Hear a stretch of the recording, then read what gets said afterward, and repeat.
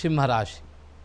ಸಿಂಹರಾಶಿಯವರಿಗೆ ಕಾರಣವಿಲ್ಲದೆ ತಮ್ಮ ಆಹಾರ ಪದ್ಧತಿಯ ವ್ಯತ್ಯಾಸದಿಂದ ಉದರ ಸಂಬಂಧಪಟ್ಟ ಸಮಸ್ಯೆಗಳು ಎದುರಾಗುವ ಲಕ್ಷಣವಿದೆ.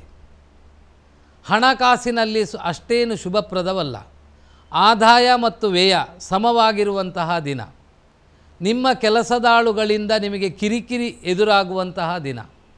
ಕರೆಂಟು ಮತ್ತು ಜಲ ಸಂಬಂಧಪಟ್ಟ ವಿಷಯದಲ್ಲಿ ಸ್ವಲ್ಪ ಜಾಗ್ರತೆ ವಹಿಸುವುದು ಒಳ್ಳೆಯದು. ಬಂಧುಗಳೊಂದಿಗೆ ತೆಗೆದುಕೊಳ್ಳುವ ನಿರ್ಧಾರಗಳು ಈ ದಿನ ಸ್ವಲ್ಪ ಎಚ್ಚರಿಕೆ ಇರುವುದು ಒಳ್ಳೆಯದು.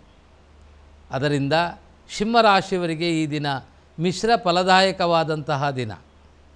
ತಾವು ಈ ದಿನ ಮಹಾಗಣಪತಿಯ ಸೇವೆಯನ್ನು, ದುರ್ಗಾಪರಮೇಶ್ವರಿ ದೇವರ ಆರಾಧನೆಯನ್ನು ಮಾಡುವುದು ಬಹಳ ಒಳ್ಳೆಯದು. ಕನ್ಯಾ ರಾಶಿ. ಬಹಳ ಒಳ್ಳೆಯ ಅವಕಾಶಗಳು ನಿಮ್ಮೆದುರಿಗೆ ನಿಂತಹ ದಿನ. ಸಾಧನೆಗೆ ತಕ್ಕಷ್ಟು ಪ್ರತಿಫಲಗಳು ಈ ದಿನ ಉಂಟಾಗುವ ಲಕ್ಷಣವಿದೆ. ಆರ್ಥಿಕ ಸ್ಥಿತಿಯ ಪ್ರಗತಿಗಳುಂಟಾಗುವ ಸಾಧ್ಯತೆ ಇದೆ. ಕಾರ್ಯಕ್ಷೇತ್ರದಲ್ಲಿ ಅಧಿಕ ಒತ್ತಡಗಳಿರುವಂತಹ ದಿನ. ಆರ್ಥಿಕ ಸ್ಥಿತಿ ಪ್ರಗತಿಯಾಗುವಂತಹ ದಿನ. ಸಮಯಕ್ಕೆ ಮಹತ್ವವನ್ನು ಕೊಟ್ಟು ಜಡತ್ವವನ್ನು ದೂರವಿಟ್ಟರೆ ಈ ದಿನ ನಿಮ್ಮ ಪಾಲಿಗೆ ಒಳ್ಳೆಯ ದಿನ.